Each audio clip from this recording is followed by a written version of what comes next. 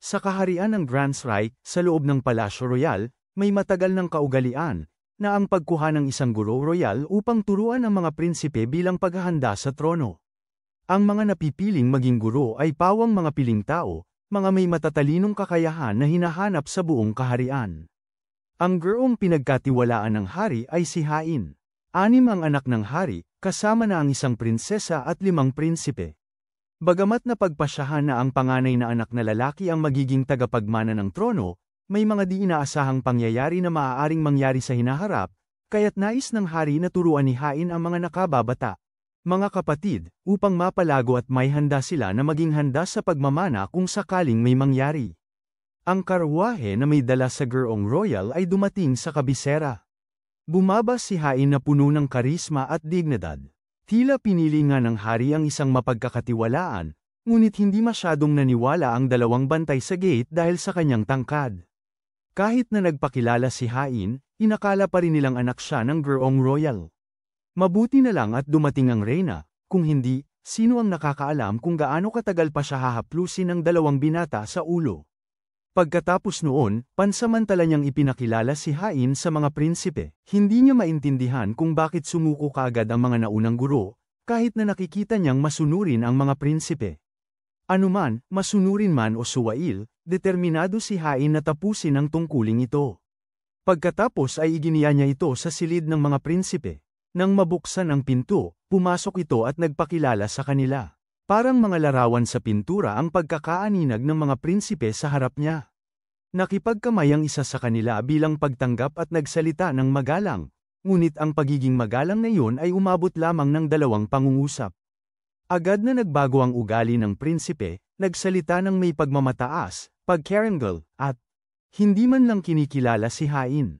Si Leonard ang pangalan niya, ang ika-4 na prinsipe ng kaharian. Gwapo sa panlabas, pero pag nagsalita na ay puno ng kayabangan at kapalaluan na kasing taas ng bundok Everest. Si Leonard ang nagbigay sa kanya ng palayaw na mapagmataas na prinsipe ng Everest. Habang nagsasalita yon, biglang sumulpot ang isa pang prinsipe, binuhat si Hain at nilaro. Si Licht ang pangalan nito, ang ika-5 prinsipe. Hindi inakala ni Hain na mayroong ganito kapilyo sa pamilya ng hari, kaya tinawag niya itong prinsipe na masiyahin. Nakita ito ng ika-3 prinsipe, kaya lumapit siya upang sawayin ang nakababatang kapatid at humingi ng paumanhin sa guro. Si Bruno ang pangalan niya. Tinanong niya ang pinag-aralan at pinagmulan ni Hain, ngunit nang malaman niyang hindi pa nakakapag-aral si Hain sa paaralan, agad na nagbago ang kanyang pakikitungo. Isang maalam na prinsipe. Ang huli ay ipinakilala niya, si Kai, ang pangalawang prinsipe, na tila nakakatakot dahil sinalubong niya si Han ng masamang tingin, at pagkatapos ay tahimik na umalis ng walang salita. Mabuti naman at tapos na ang mga pagpapakilala. Agad na sinimulan ni Han ang pangunahing paksa, ang pakikipanayam sa mga prinsipe. Ang pakikipanayam sa bawat isa ay makatutulong sa kanya upang maunawaan ang kanilang kaalaman para makapagplano siya ng mga aralin. Ngunit mariing tinutulan ito ng pang-4 na prinsipe, dahil ayaw niya sa mga guro, at sinabing magiging katulad lang si Han ng mga nauna na agad ding sumusuko. Sumang-ayon din si Bruno, dahil naniniwala siyang hindi posible na makapagturo sa kanya ang isang gurong walang formal na pag-aaral. Sumunod si Licht sa nakararami, habang si Kai ay hindi nagpahayag ng kanyang opinyon. Ngayon ay naunawaan na rin ni Han kung bakit agad na sumusuko ang mga naunang guro, inaalipusta sila ng mga prinsipe bago pa man. Itinatapon na niya ang mga yon. Pero ano naman, wala siyang pakialam. Ang gusto lang malaman ni Han ay kung sino ang unang sasailalim sa interview. Ipinagkatiwala sa kanya ang pagtuturo sa kanila kaya ang pag-alis sa gitna ay hindi opsyon. Ayaw pa ring sumuko ng ika-4 na prinsipe, balak pang hikayatin ang mga kapatid niya na kumbinsihin ang hari na tanggalin si Han, pero binuhusan siya ng malamig na tubig ni Licht, na siyang unang pumayag na ma-interview. Ayaw rin naman makipagtalo ni Bruno, pero gusto niyang makita kung anong klaseng guro ang espesyal na inimbita ng kanilang ama. Pagkatapos noon, si Prinsipe Kai ay lumapit din kay Han, bumubulong ng mga salitang hindi malinaw pero tila pinapaalis si Han, at tahimik na umalis. Umalis silang tatlo, sinamahan na lamang si Han ni Leonard. Panghuli, dinala siya ni Han pabalik sa kanyang silid at kinapanayam doon mismo. Ang ika-4 na prinsipe, si Leonard, 15 taong gulang, ang pinakagwapong binata sa kontinente na may palayaw na Lily of Grants-Wright. Ang kanyang pagkatao ay inilarawan sa mga dokumentong natagpuan ni Han bilang mapagpakumbaba at mabait. Ngunit ang totoo ay siya ay isang mapagmataas na prinsipe ng Everest. Ang layunin ng interbyong ito ay upang higit na maunawaan ang kanyang pagkatao at masuri ang kanyang kakayahang matuto. Ngunit ang kahirapan ay kung paano siya mapapasumang-ayon na sumagot sa pagsusulit. Nang tanungin ni Han si Leonard kung bakit niya kinasusuklaman ang mga guro, ang bata ay simpleng sumagot na kinasusuklaman niya ang mga ito tulad ng carrot at sili, bigla na lang inilagay ang mga guro sa kategorya ng pagkain. Matapos ang ilang pagtatanong, natuklasan ni Han ang bahagi ng dahilan. Walang guro ang tunay na nakinig sa kanya. Hanggang ngayon, ang inaalala lamang nila ay ang kalooban ng hari at higit sa lahat, kinasusuklaman niya. Nag-aaral habang pinipilit siyang mag-aral ng mga tutor, kaya para sa kanya ay mga kaaway ang mga tutor. Kaya naman, ang natutunan lang niya sa mga tutor ay pagtakbo, minsan ay takbo, minsan naman ay sakay ng kabayo.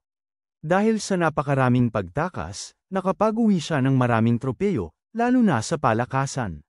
Dahil dito, naisip ni Han kung ang pagsusulit lang ba ang magiging dahilan para tumakbo ito. At gaya nga ng inaasahan, nang ipakita ni Han ang mga tanong sa pagsusulit, agad na tumakbo si Leonard. Ngunit ang mas nakakagulat ay naabutan siya ni Han. Kahit na hinaranggan ang pangunahing pinto, naroon pa rin ang bintana. Sinubukan ni Leonard na tumakas doon, ngunit naihulog niya ang kanyang diary. Agad itong pinulot ni Han at nagtago sa ilalim ng isang bangko para basahin ito. Pagkatapos mabasa ang ilang linya, napagtanto ni Han na negatibo ang lahat sa diary, maging ang mga simpleng bagay ay nagdudulot kay Leonard ng matinding lungkot at pagkadismaya. Nang lumabas si Han at tinanong ito, itinanggi ni Leonard at sinabing kay Lick yun, kaya ibinalik ito ni Han. Doon na inamin ni Leonard na kanya pala yun. Gamit ang kahinaang ito, pinilit agad ni Han na kumuha ng pagsusulit si Leonard. Sa huli, kahit labag sa loob pero seryoso namang sinag-utan ni Leonard ito at pinunan ang lahat ng kasagutan. Matapos matanggap ang resulta, sinabi ni Han kay Leonard na magkita sila ng alas 4 para sa unang aralin, saka umalis ng silid. Nang hihinayang pa rin si Leonard, iniisip kung paano hihingi ng tulong sa kanyang ama para matanggal si Han, nang biglang may narinig siyang bumukas na pinto. Akala niya si Han ay bumalik para suyuin siyang pumunta ng alas 4, pero isang katulong pala ito na may dalang mga pastry. Si Han ang nag-ayos ng pagpapadala sa kanila bilang gantimpala para sa kanya. Kaya sumuko si Leonard sa pagsasabi sa hari, pero hindi pa rin niya tinatanggap ang gurong ito. Ngayon, ang susunod na prinsipe naman ang tatalakayin, ang matalinong si Prinsipe Bruno.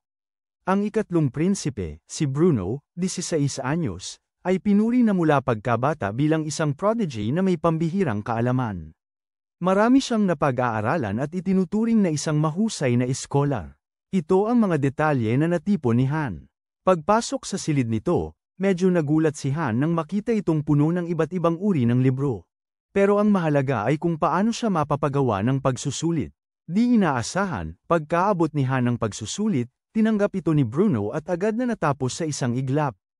Hindi lang yun, gusto pa niyang subukin ang kaalaman at kakayahan ni Han. Hanggang ngayon, lahat ng gurong nauna ay mas mahina kay Bruno. Kung hindi mapatunayan ni Han ang kanyang sarili, mapapaalis siya. Nag-isip si Han. Hindi magandang ideya ang tanggapin ng hamon, pero bigla na lang nagkomento si Bruno na hindi niya inaasahang ganoon kaliit ang isang gurong panghari. Sa tuwing maririnig ni Han ang salitang maliit, naagrabyado siya. Tinanggap niya agad ang pagsubok. Ang unang hamon ni Bruno ay isang laro ng chess. Sa isang laro ng chess, maraming bagay ang matutuklasan tungkol sa kalaban. Si Bruno, na may 100% na rate ng panalo, ay lubos na may tiwala sa sarili. Ngunit sa ilang simpleng hakbang lamang, natalo na ni Han si Bruno. Napanganga si Bruno, hindi makapaniwala. Nagpatuloy siya sa mental arithmetic, at natalo ulit siya. Paglipat sa musika, kaya ni Han napalitan ng isang buong orkestra. Sa baraha, malubhang natalo na naman siya. Nayanig si Bruno at halos hindi makapaniwala. Sa wakas, inilabas niya ang kanyang pinakatiwalaan, ang kanyang kaalaman. 100 mahirap na tanong mula sa iba't ibang larangan, nakasulat ng pabigla-bigla sa 5 wika. Ngunit bago pa man niya matapos ang paliwanag, nakasagot na si Han. pati na ang mga mali nitong baybay ay naitama pa. Ang resulta ay nagdulot ng matinding pagkadismaya kay Bruno. Mula pagkabata, ibinaon niya ang sarili sa pag-aaral para magtagumpay, at ngayon ay natalo siya ng isang henyo, na nag-iwan sa kanya ng pagkalito. Nang mga sandaling yun, napansin ni Han ang research paper ni Bruno at humingi ng pahintulot na basahin ito. Matapos niyang mabasa, kinilala niya ito at nagbigay pa ng payo para mapabuti pa. Nang makita ni Bruno na naunawaan at kinilala ang kanyang pagsusumikap, at nakakuha pa siya ng mga mungkahi, natuwa siya, napayuko, at tinawag si Han na guro na puno ng paghanga ang mga mata. Mula ngayon, si Han na ang taong pinakamagalang niya. Lumalabas na ang pakay ni Bruno na subukan siya ay para lamang makahanap ng isang taong mas magaling na makapagturo sa kanya ng mga bagay na hindi niya alam. Pero medyo kakaiba pa rin ang pakiramdam niya sa pagtawag kay Han na guro. Tumanggi si Han, pero matigas ang ulo ni Bruno na tawagin siyang ganoon. Mabuti na lang at sa sandaling yun ay biglang dumating si Licht, tinanong kung tapos na ba ang mga interview at saka siya halos buhatin paalis. Kung hindi dumating si Licht, hindi sana alam ni Han kung paano makawala. Natapos na ang dalawa, susunod si Prinsipe Licht. Ayon sa mga impormasyon, si Licht ang ikalimang prinsipe, 14 na taong gulang. Isang gwapong binata na masayahin, malapit sa mga maharlika mula sa ibang bansa. Madalas siyang palihim na pumupunta sa bayan at napapansin sa mga tao, lalo na sa mga babae. Maaaring sabihin na siya ay napakasigla. Sa wakas, nakarating sila sa kanyang silid. Medyo nagulat si Han sa pagkakataliwas ng kanyang posisyon. Binuksan ni Licht ang pinto at pinakilala si Han sa lahat, mga kasintahan pala niya ito. Hindi naman palaging masama ang pagkakamali na isang bata. Nang sabihin ni Licht na mayroong isang maliit na guro mula sa kaharian, sabik na sabik ang mga babae na makilala si Han, ngunit saglit lamang dahil kailangan pang makausap ni Han si Licht. Kahit medyo nagdadalawang isip, umalis din sila upang bigyan ng dalawa ng kaunting privacy. Bukod pa rito, hindi lang si Han, may mga personal na bagay din na gustong itanong si Licht. Akala ni Han ay tatanungin siya tungkol sa pag-aaral o sa kanyang pinagmulan, pero ang gustong malaman ni Licht ay ang mga bahagi ng katawan ni Han. Napakaswerte niya dahil isang sampal lang ang natanggap niya sa mukha dahil sa sobrang pag-usisa. Pagkatapos noon ay pinag-eksamina ni Han si Licht, pero hindi ito makapag-focus at panay ang daldal ng kung ano-ano. Pinaalalahanan siya ni Han na magseryoso, pero matagal na palang natapos si Licht. Tapos, habang papunta na si Han sa panghuling prinsipe para interviewin, tinawag siya pabalik ni Licht para magtanong. Kung ganoon pa rin ang uri ng tanong, tiyak na tatanggi si Han, pero ang tanong ni Licht ay, sino nga ba talaga si Han? Sikat ang ibang mga tutor at may magaganda at malalaking titulo, pero si Han lang ang napaka-misteryoso pagdating sa impormasyon. Naging matalim at mapanuring ang tingin ni Licht sa sandaling yun, pero bumalik din agad siya sa kanyang karaniwang pagiging masayahin. Sumilip ang mga kasintahan ni Licht para itanong kung tapos na ang interview. Nakitang may tensyon ang dalawa, kaya sinabihan sila na nag-uusap lang sila ng mahalagang bagay kaya wala silang dapat ikabahala. Nag-ayos ng pagkikita si Han kay Licht sa dakilang bulwagan ng 4:00 ng hapon, saka umalis. Pagkalayo ni Han ng kaunti, muling binuksan ni Licht ang pinto para silipin, at nag-alangan si Han dahil naisip niyang naging kampante siya rito. 3 prinsipe na ang tapos. Si Prinsipe Kai na lamang, ang pangalawa, ang natitira. 17 taong gulang, tahimik at bihirang makitang nasa maraming tao, nasuspinde siya sa akademyang militar matapos ang isang panahon ng mga pag-aaway, isang taong kilala sa pagiging mainitin ng ulo. Pagkatapos kumatok ng ilang sandali nang walang sumasagot, nagtanong si Han sa isang katulong na nadadaanan at nalaman niyang lumabas ang prinsipe at wala sa silid. Tinukoy niya pagkatapos kay Yaya si Prinsipe Kai, pero mukhang hindi masyadong nakakausap ang katulong. At walang alam, totoo nga yatang nakakatakot siyang tao. Medyo delikado ang sitwasyon dahil 1 oras na lang ang natitira hanggang sa takdang oras at kailangan na nilang mahanap si Prinsipe Kai agad. Habang nagmamadaling hanapin ito, nakasalubong ni Han ang aso ng palasyo na nakawan ng libro. Habang hinahabol ito, may nakita siyang nakahiga sa lupa. Akala niya ay pinagnakawan sa loob ng palasyo, napag-alaman namang natutulog lang pala si Prinsipe Kai. Naalala ni Han na kanina ay pinagtabuyan siya ng prinsipe. Habang nag-iisip siya, biglang nagising si Kai at itinaas si Han, mukhang nagkamali siya ng hinahanap ni Han ang aso. Buti na lang at itinuring niyang guro si Han at mukhang hindi na kailangan maging masyadong maingat sa kanya. Dahil sa pananalita ni Kai, medyo nagduda si Han sa impormasyon sa mga dokumentong yun. Paglingon ni Han, nakita niya si Kai na nakatitig ng mariin. Hindi naman sinasadya ni Kai na maging nakakatakot, pero matalas talaga ang tingin niya. Mukhang nakakatakot siya, pero sa totoo lang ay napakaamo niya. Ang "umalis ka na" pala ay nangangahulugang humihingi siya ng tulong. Dahil mahina ang boses niya, mali ang pagkakaintindi ni Han sa sinabi niya. Habang kinukuha ni Kai ang pagsusulit, may isang batang babae ang pumasok, siya ang bunsong prinsesa na si Adele. Nang banggitin ni Kai ang kanyang kapatid, lamambat ang kanyang ekspresyon. Ikinumpisal niya kay Han na pinahahalagahan niya ito, dahil sa lahat ng guro si Han ang unang nakipag-usap sa kanya, at hihingi siya ng tulong kay Han para sa pag-aaral niya at ng kanyang mga kapatid sa hinaharap. Pagkatapos niyang isumite ang pagsusulit, agad siyang nakatulog, isang taong may pagkamagalang at mahinahon, lubos na naiiba sa mga tsismis. Sa halip na makinig sa mga ganitong impormasyon, mas tama na maranasan mismo ang katotohanan. Natuto rin si Han ng bagong aralin na kapaki-pakinabang sa kanyang pagtuturo sa mga maharlika. Sa bulwagang dakila, natapos na ni Han ang pagwawasto ng 4 na papel pagsusulit, may 10 minuto pa bago ang oras ng kanyang appointment. Nag-isip siya kung darating ba sila. Nang mga sandaling yun, si Leonard ay nakaupo mag-isa sa duyan, iniisip kung walang dadating, bigla, tumakbo si Bruno, nakita siya, at tinawag upang mag-aral na magkasama. Nagulat si Leonard, dahil unay matinding tumutol si Bruno, ngunit ngayon ay nirerespeto na niya ang bagong guro. Ngunit dahil palawak na ang kanyang pananaw, lubos na nagbago ang ugali ni Bruno, at naging magalang kay Han. Lalong nainis si Leonard habang lalong nakikinig siya, kaya dali-dali siyang umalis at iniwan si Bruno. 3 minuto na lang bago ang 4:00, dali-daling binuksan ni Bruno ang pinto at humingi ng paumanhin sa pagka-late. Nalalaman niyang napakahalaga sa kanya ang pagdating ng 10 minuto ng maaga para makapaghanda. Sinabi sa kanya ni Han na anumang oras ay maayos lang, huwag lang siyang tawaging master sa harap ng mga prinsipe, kung hindi ay magiging napaka-nakakahiya. Sumunod na dumating si Prinsipe Lick. Binuksan niya ang pinto at tinawag ang pangalan ni Han ng palagay sa loob, na ikinainis at ikinaselos ni Bruno hanggang sa magalit. Para naman kay Han, normal lang yun dahil mas mataas ang katayuan ng prinsipe sa kanya, kaya hindi problema ang ganoong pagtawag. Ngunit hindi dapat maging masyadong palagay sa loob.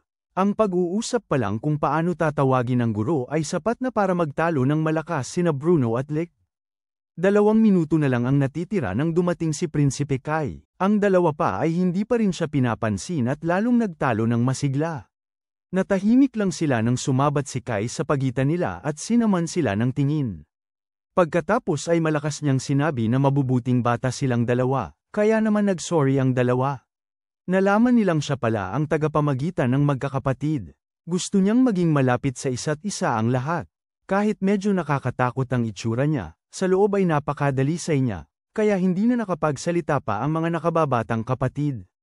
Panghuli, tumunog ang orasan 4:00 na at si Leonard, ang pang-4 na prinsipe, lang ang wala pa. Nagmungkahi si Lick na mag-aral ang grupo nang wala si Leonard, pero dahil unang pagtitipon nito, dapat daw kompleto, kaya ipinagpaliban na nila ito sa ibang araw. Hindi kinaya ni Bruno ang sayang oras kaya dali-dali siyang naghanap kay Leonard. Pagbukas niya ng pinto, nakita niya si Leonard na nagtatago sa likuran nito. Sabi ni Leonard, pumunta lang daw siya para makita ang pagkabigo ni Haynes dahil wala sina Kai at Lick. Ngunit hindi inaasahan, malapit na pala ang dalawa kay Haynes. Kakaiba ang mga dahilan. May mga kaibigang babae si Lick na gusto si Haynes, samantalang si Kai naman ay naisip na maliit at mahinahon ang bagong tutor. At cute. Bago yun, 4 na silang lahat dumating, at balak ni Haynes na simulan ang aralin. Nang makita ito, nagtangkang tumakas si Leonard pero pinigilan siya ni Lick. Ang una niyang ginawa ay ibalik ang mga nasuriang pagsusulit.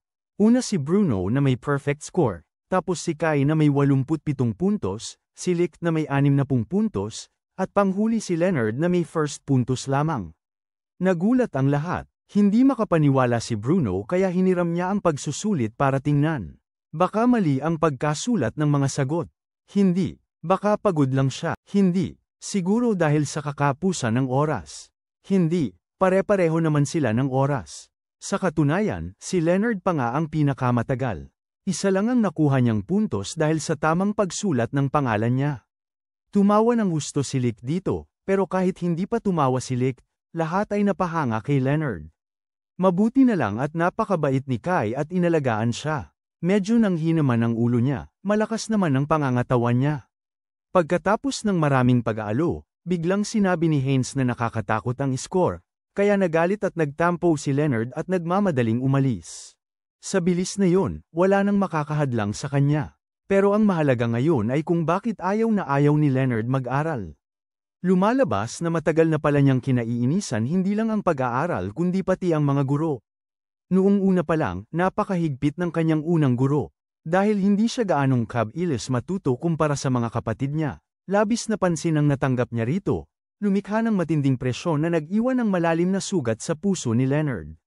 Kaya naman, nagkaroon siya ng matinding pagkamuhi sa mga guro at itinuring na mga kaaway.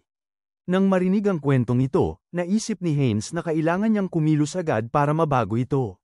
Patutunayan niya na hindi siya kaaway nito. Pagkatapos ay naglakad si Haynes papunta sa bintana, walang imik na binuksan nito ng malapad at tumalon, kahit nasa ikatlong palapag sila. Napakaganda sana ng eksena, ngunit nasira ito ng sigaw ni Bruno, Master. Samantala, iniisip ni Leonard na ang pagtakas lang ang makakapagpawala ng kaba niya. Sa totoo lang, wala pang guro ang nakakahuli sa kanya. Nang mga sandaling yon, may narinig siyang sumigaw, Prinsipe, mula sa likuran. Paglingon niya, halos mapatay siya sa takot nang makita si Haynes na nakatayo roon, nakasakay sa kabayo. Lumalabas na dahil masyadong maikli ang mga binti ni Haynes para maabot ang mga stirrups, nakakahiyang ang posture niya. Hiningi ni Haynes kay Leonard na itigil ang kabayo para makapag-usap sila, pero nakakatakot ang ganoong pagsakay, sino ba naman ang mangangahas huminto? Wala siyang nagawa kaya tumalon siya, niyakap si Leonard, at pareho silang nahulog sa isang palumpong.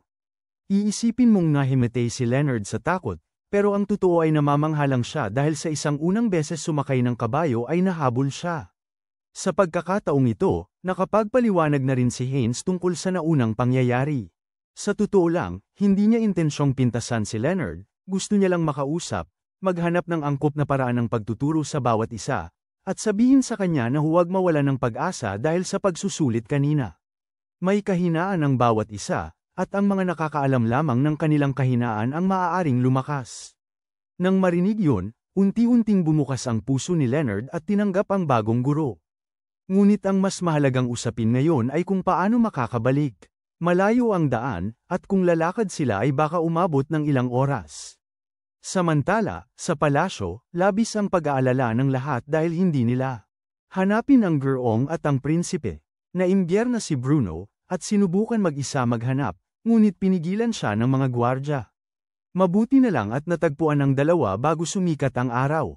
Pagbalik sa palasyo, iginiya si Haynes ng isang katulong papunta sa silid na inihanda para sa kanyang pahinga, isang silid na masyadong malaki para sa isang karaniwang tao.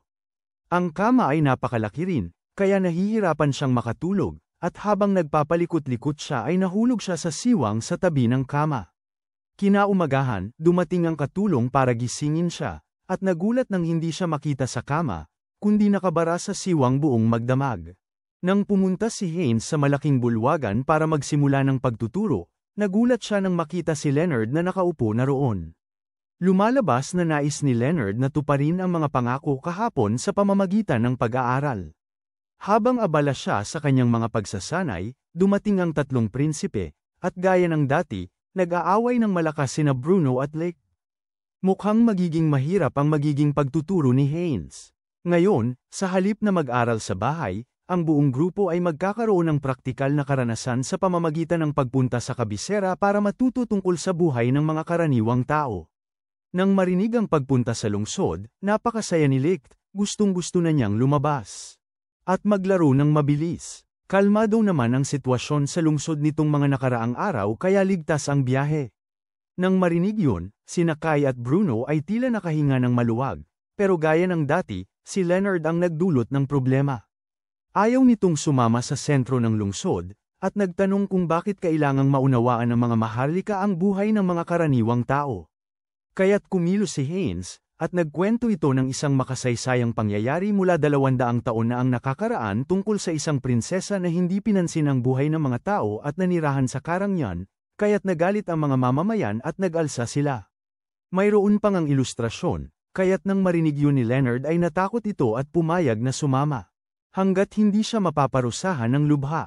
Pagkatapos noon, nagtakda si Haynes ng pulong sa lahat sa looban ng 10:00. Dahil kailangang itago ang kanilang mga pagkakakilanlan, gusto niyang magsuot ang lahat ng damit na hindi sila makikilala, pero paglampas ng 10:00, walang sino man ang dumating. Noon lamang, si Licht ang unang sumulpot. Dahil sanay sa paglalakad sa lungsod, angkop na angkop ang kanyang kasuutan. Pagkatapos noon, lumabas na rin ang 3 pa. Mabuti na lang at nakapormal silang lahat. Naisip ni Bruno na kailangan pa nilang takpan ang kanilang mga mukha. Buti na lang at may karanasan si Licht para makapagbabala, kung hindi, pare-pareho silang 3 ang sasama sa mga kahinahinalang maskara. Paghanda na silang umalis, lumabas ang lola nila na umiiyak at nagpapaalala na para bang malayo ang lalakbayin nila. Nakapaglakbay na sila ng medyo malayo, pinahinto ni Haynes ang grupo sa isang eskinita at doon na sila maglalakad. Dahil unang beses nilang mapuntahan ang sentro, parang ang lahat ay naliligaw pa maliban kay Licht. May dalang mapa pa nga si Bruno para tignan ang daan. Ngayon, magsisimula ng mag-atas ng gawain si Haynes para sa bawat isa. Lumingon siya at nakita si Licht na may binubulong kay Kai. Pagkatapos, nagsimula ng maglakad-lakad ang grupo. Mahigpit na hinawakan ni Bruno ang mapa, sinisikap na kabisaduhin ito at ihambing sa mga tanawin. Kinutya siya ni Licht na parang baguhan, tapos nagpresentang mauuna para manguna. Pero habang palayo sila, lalo siyang nalilito. Lumalabas na tuwing pumupunta si Licht sa sentro, lagi namang ang mga kasintahan niya ang nangunguna at gumagabay sa kanya, kaya ngayon wala siyang alam kung saan sila pupunta. Bukod pa rito, medyo masikip ang lugar. Daan-daang ito, ang pangunahing kalye ng kabisera, at naroon kapwa ang teatro at ang syudad. Ang bulwagan ay narito mismo. Upang makarating sa mga pasilidad na iyon, ang lungsod ay may populasyon na halos 1,300,000. Kaya naman, hindi sila dapat maghiwalay, lalo na si Leonard. Mukhang natakot nga si Leonard sa kwento ni Haynes, kaya hinawakan ni Haynes ang kamay nito para patunayan na hanggat hindi nila ipinapamalita ang kanilang mga pagkatao, ay ligtas sila. Pero habang ginagabayan niya si Leonard, nakita niya si Licht na may binubulong kay Bruno, at pagdating nila sa distrito ng mga tindahan, nagmungkahi si Haynes na maghiwa-hiwalay sila para mamili. Agad na naghiwa-hiwalay sina Kai at Bruno papunta sa gusto nilang puntahan, habang si Leonard ay nahihiyang umamin. Hindi pa siya nakakapamili dati. Nakita yun ng dalawa kaya dinala nila siya sa isang department store. May binulong ulit si Licht kay Haynes. Pagpasok sa tindahan, tumingin-tingin si Leonard at pumili ng isang bagay na nagustuhan niya. Napakasama talaga ng panlasa niya. Isang pangit na manika ang napili niya at pinuri pa niya itong cute na lubhang hindi maunawaan. Nang magbayad na, nang marinig ang presyong 55 sentimo, dahil hindi niya alam ang mga denominasyon ng pera, iniabot na lang niya ang lahat ng dala niya. Kaya kinailangan turuan siya ni Haynes doon mismo. Buti na lang at si Leonard ay isang prinsipe, kung hindi ay baka nagutom na siya noon pa man, at salamat na rin sa mababait na mga tauhan na nakasalamuhan nila, kung hindi ay wala na sanang natira. Pagkatapos noon, sinabi ni Licht na may kailangan siyang asikasuhin at hinayla si Leonard. Parang may binabalak ang mga prinsipe. Si Bruno naman ay abala pa rin sa pagtingin sa mga libro sa bookstore, para bang gustong bilhin ang buong tindahan. Kaya naman pinaalalahanan siya ni Haynes na pumili na lamang ng isang libro na talaga niyang kailangan. Mabuti na lang at nakakita sila ng mabait na tindero na minarkahan ang mga librong pinili ni Bruno para makabili na siya. Sila sa susunod na pagdalaw niya. Pagkatapos, nagpunta ang dalawa kay Prinsipe Kai. Sinabi nitong pumunta sila sa plaza, at pagdating nila ay nagulat sila sa dami ng kalapati na nakadapo kay Prinsipe Kai. Nalaman nilang ginastos ng bata ang lahat ng pera niya sa pagbili ng pagkain para sa mga ibon. Pagkatapos, tinanong ni Kai si Haynes kung gusto nitong pakainin ang mga ibon. Pagkahagis ni Haynes ng pagkain, nagsilapitan ang mga kalapati para kumain, at sinubukan pa nga siyang buhatin. Mabuti na lang at nahawakan siya ni Kai, kung hindi, mawawalan sila ng guro. Bigla silang tinawag ni Licht at itinuro ang isang kariton ng mga desauces, sinabing gusto nitong kumain. Nahihiya ang grupo dahil hindi nila alam kung paano ito kakainin, kaya ipinakita ni Haynes kung paano kumakain ang mga karaniwang tao. Kahit may gabay, nanatili pa ring tila naiilang sina Bruno at Leonard, samantalang sina Kai at Licht ay masayang kumain. Nang papalapit na ang gabi at naghahanda na silang bumalik sa palasyo, may hindi inaasahang pangyayari. Isang tamad na magnanakaw ang nagnakaw ng bag ng isang matandang babae at tinulak pa ito. Nagalit ang mga prinsipe, ngunit ang matanda ay nababahala lamang sa kaligtasan ng kanyang apo. Ang pagmamalasakit ng lola sa kanyang apo ay nakapagpaalala sa kanila ng kanilang lola, ang Reyna, na nagmulat ng kanyang diwa ng katarungan kay Leonard. Balak niyang gamitin ang bilis niya para habulin ang magnanakaw at mapagsamahan ito ng loob, ngunit pinigilan siya ni Kai. Habang nag-aalala pa ang lahat sa matandang babae, nahabol na ni Kai ang magnanakaw at nakuha na ang bag. Napahiya si Leonard. Agad namang inaresto ng pulis ang magnanakaw at dinala. Nagpasalamat ang matandang babae kay Kai gamit ang isang supot ng candy dahil sa pagtulong na mabawi ang kanyang pataka. Nakatanggap din si Leonard ng supot mula sa kanya. Bagamat nahihiyang sinabi niyang wala siyang naitulong, ang kanyang magiting na pagtatanggol sa isang estranghero. Kapuri-puri. Sa pag-uwi, tinanong ni Haynes kung ano ang kanilang natutunan, ngunit ang lahat ng sagot ay karaniwan lamang, na nagpapakita na hindi nila naunawaan ang tunay na aral. Ang dapat sana nilang nakita ay ang mga ngiti ng mga tao rito, kahit na may mga masasamang tao sa isang lipunan na may 1,300,000 katao. Mayroong 1,300,000 paraan ng pamumuhay at personalidad, at si Haring Victor, ang kanilang ama, ay nagsikap ng husto upang mapanatili ang mga ngiting iyon. Kung sila ay magiging hari sa hinaharap, dapat din silang magsumikap na tulad niya. Napansin ni Haynes ang isang kakaibang bag sa tabi nila at tinanong kung ano yun, ngunit itinago ito ng grupo.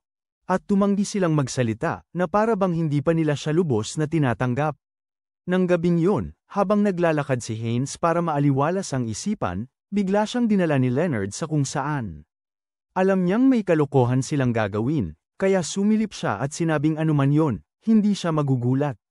Ngunit nagulat nga siya, naghanda pala ang mga prinsipe ng salo para sa kanya, gamit ang mga regalong binili nila ng araw na yon. Nang gabing yon, mahimbing na nakatulog si Haynes kasama ang mga regalong natanggap niya. Isang gabi, habang naghahanda si Haynes ng mga aralin para sa klase kinabukasan, bigla siyang nakarinig. Isang malakas na ingay sa labas. Maya-maya pa ay may kumatok sa pinto, na nagsasabing ang kanyang kamahalan, matapos ang kalahating taong pagkawala at ngayon ay pagbabalik, ay nais na makasama si Haynes at ang mga prinsipe.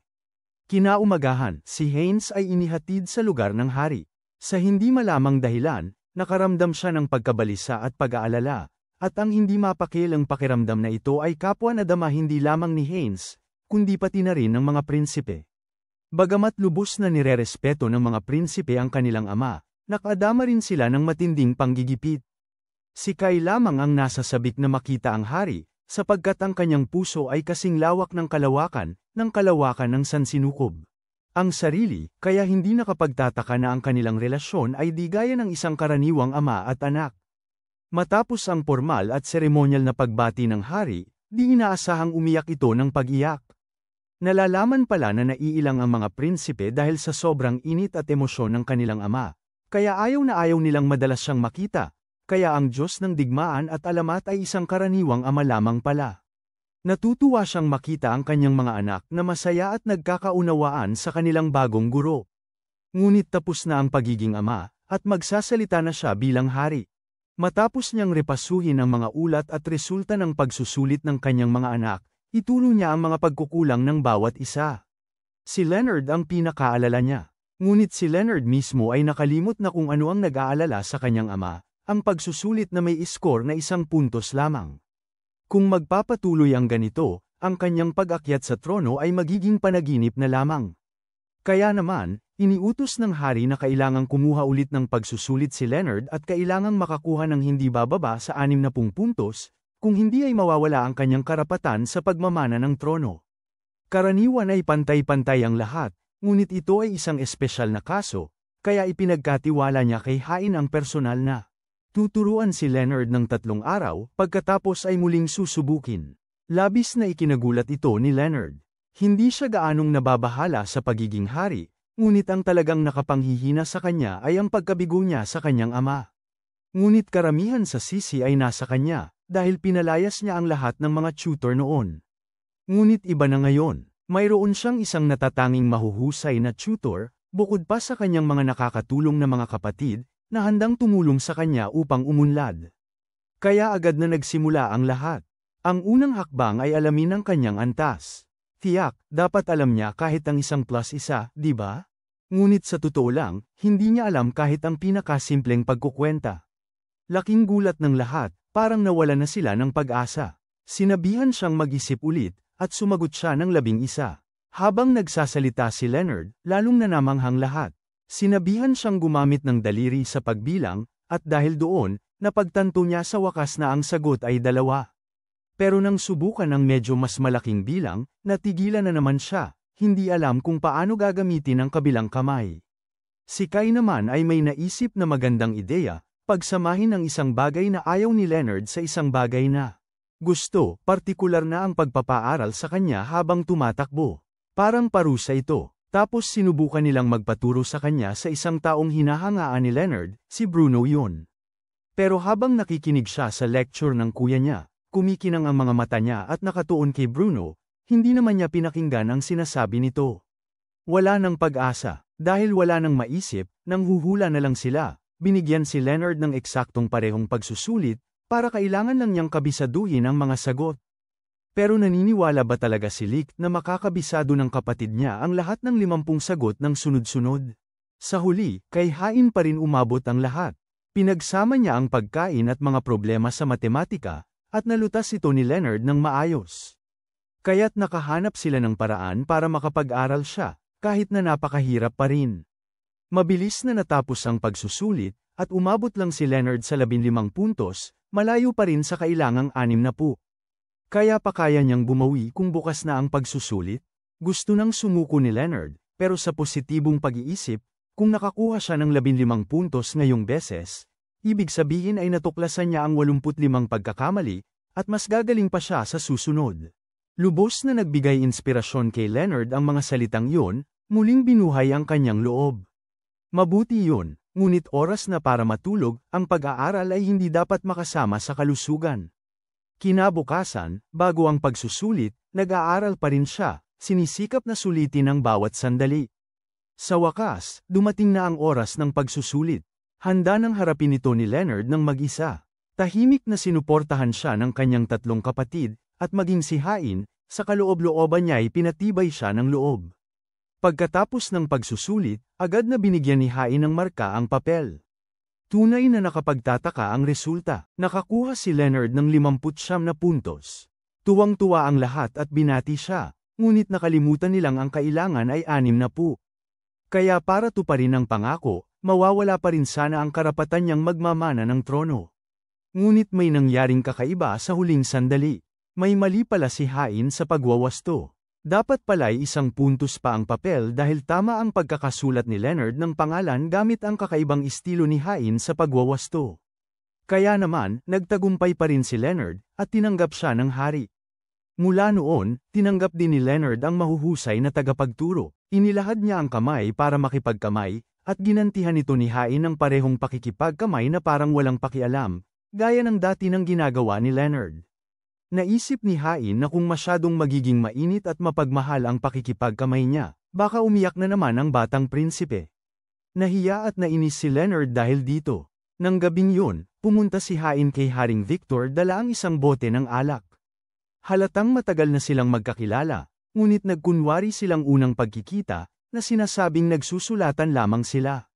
May katuturan yun dahil para maging tagapagturo si Hain, may isang kondisyon na dapat tanggapin ni Victor. Upang itago ang nakaraan ni Hain. Kung mabubunyag ito, mawawala na lamang si Hain na parang bula. Isang araw, habang namimili sa bayan, bigla siyang huminto sa harap ng isang kafe. Walang masyadong iniisip, marahil ay tadhana, pumasok siya. Ang server na bumati sa kanya ay nagpagulat kay Hain. Siya pala ay si Prinsipe Lick, ang 5. Ngunit agad itong tumanggi ang tauhan, nagsasabing pagkakamali yon, madalas daw siyang nagkakamali sa kanya dahil sa pagkakahawig. Ang seryoso at propesyonal na paraan ng kanyang pakikipag-usap at pagtatrabaho ay ibang-iba rin sa ikalima nitong prinsipe na personalidad na mahilig sa kalayawan. Matapos ipakita ang menu at tulungan si Hain sa pag-order, pumasok ang tauhan para ipaalam sa kusina. Ngunit ang totoo, si Prinsipe Licht pala siya. Natatakot siya na kung malaman ito ng mga tao, pagtatawanan siya at sasabihing hindi naman pala siya cool. At higit pa rito, isang prinsipe na nagtatrabaho bilang waiter, kung malaman ito ng hari, tiyak na mawawala ang karapatan niya sa trono. Pero hayaan na, kailangan lang niyang magpatuloy na parang normal, na may kaunting pag-arte para mapabilis ang pag-alis ni Hain. Ngunit napakalalim ng pagkaganap niya sa kanyang papel at nakalimutan niyang matamang nakatingin sa kanya si Hain. Tinanong niya ang may-ari kung pwedeng iba na lang ang mag-asikaso kay Hain, pero patakaran daw ng kafe na ang server na unang nag-asikaso sa isang customer ay siya ring mag-aasikaso hanggang matapos. Kaya wala siyang nagawa kundi magtiis ng kaunti, iniisip na aalis din naman si Hain maya-maya. Ngunit laking gulat niya nang maglabas pa ng libro si Hain para basahin, na para bang isang pagpapahirap para kay Licht. Nang mga sandaling yun, nagkaroon ng kaunting pagtatalo ang dalawang binata, muntik na ring masaktan ang isang babaeng nakaupo malapit. Mabuti na lang at nakialam si Licht, na iligtas ang babae at naipakita ang pagiging magalang. Pagkatapos, bilang tagapamagitan, pinalma ang dalawang nag-aaway. Gamit ang ilang propesyonal na kilos at salita, nalutas niya ang dalawang problema ng sabay, nakaagaw ng pansin sa buong kafe. Kahit si Hain ay pumuri sa kanya. Akala ni Licht na linlang niya si Hain, pero bigla na lamang may nahulog na sulat mula kay Hain sa kanyang mga kamay. Doon nagsimula ang mas malaking problema. Hindi lang si Hain, pati ang ama niya ay nalaman at humingi ng pagkikita. Lalong lumala ang sitwasyon. Hindi na nakatiis si Hain at napagpasyahang makialam. Matalim ang naging pag-uusap ng ama at anak. Nagsalita si Hain para ipagtanggol si Licht, binanggit na seryoso ang mga ginawa nito at hindi basta biruan. Ngunit ang dahilan nga ng pagiging waiter niya ay dahil sa pagiging maloko, dahil nga gusto ng mga babae na pagsilbihan ng isang gwapong waiter.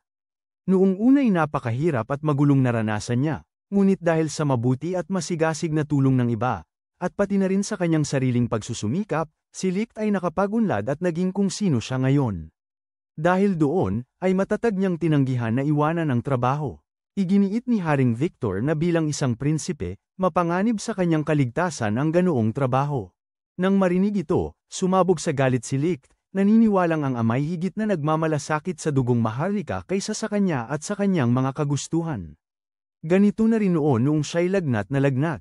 Hindi man lang siya dinadalaw o tinatanong ng ama, at ngayon ay umaastang nag-aalala, nagpapanggap na mabuting ama, ngunit ang tunay na inaalala nito ay ang reputasyon lamang ng pamilya. At dahil dito, padabog na umalis si Licht sa galit, kumbinsido na hindi siya mauunawaan ng kanyang ama. Ang kafe lamang ang kanyang sandalan. Habang papasok na sana si Licht muli sa kafe, biglang sumulpot si Haring Victor. Papasok ng mabilis sina Haring Victor at Hain na nakasakay sa kabayo. Nakita ng hari ang pagmamatigas ng kanyang anak at balak sana nitong kausapin agad ang may-ari. Natakot si Licht na gamitin ng ama ang kanilang relasyon para pilitin ang may-ari na tanggalin siya sa trabaho. Ngunit laking gulat nilang pareho ni Hain nang hingi ni Victor na magtrabaho siya sa kafe. Kahit pigil ni na Hain at Licht, ayaw makinig ang hari at mapilitan nitong kinumbinsi ang may-ari.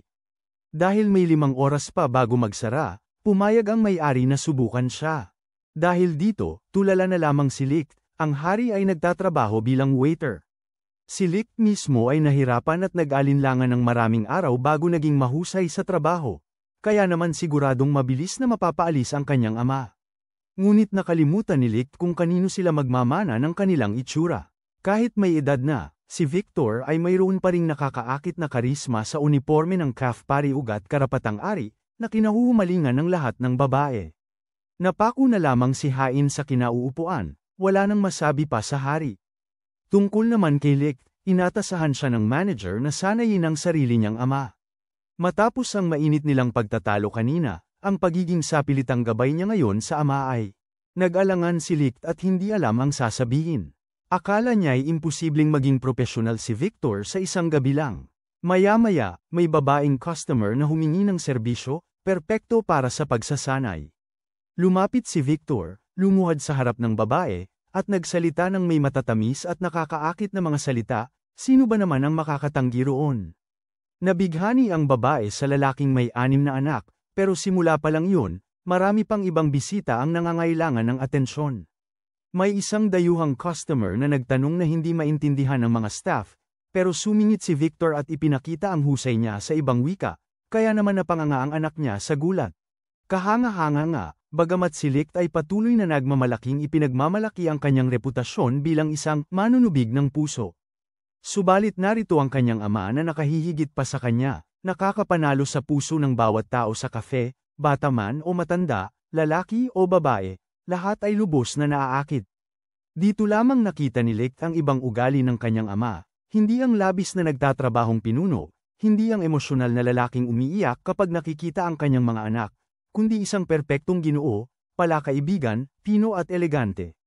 At gayon din, natuklasan din ni Victor ang ibang mga ugali ni Licht, mga bagay na hindi kailanman ipinakita ng kanyang anak sa loob ng ang palasyo. Pagkatapos ng trabaho, lahat ng tauhan, maging ang may-ari, ay nagmakaawa kay Victor na manatili, na sinasabing ang presensya niya ay nagpasaya sa gabi ng bawat customer. Ngunit sa halip ay hinayla niya si Licht palabas para sa isang pribadong usapan. Doon siya humingi ng tawad sa hindi lubos na pag-unawa sa kanya. Ang lahat ng kanyang ikinabahala ay hindi ang karangalan ng maharlikang pamilya, kundi ang buhay at kalusugan ni Licht. Si Licht naman ay nagsisi sa hindi malinaw na pagtingin sa kanyang ama. Kahit na abala sa mga gawain ng estado, si Victor ay dumadalaw pa rin upang silipin siya habang natutulog.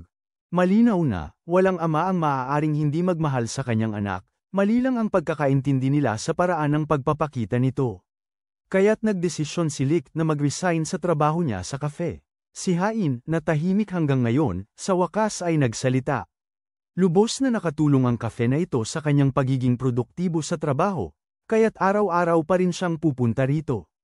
Kaya naman, hindi na kailangang mag-alala si Victor para sa kaligtasan ni Licht, dahil personal itong ibabantay ni Hein.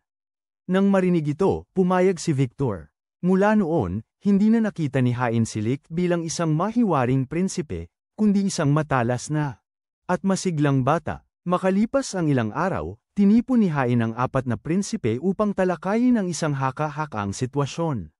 Nagtanong siya ng isang problema. Kunwari ay may isang alahasan na nahihirapan at nangangailangan ng pautang mula sa estado, paano ito dapat harapin?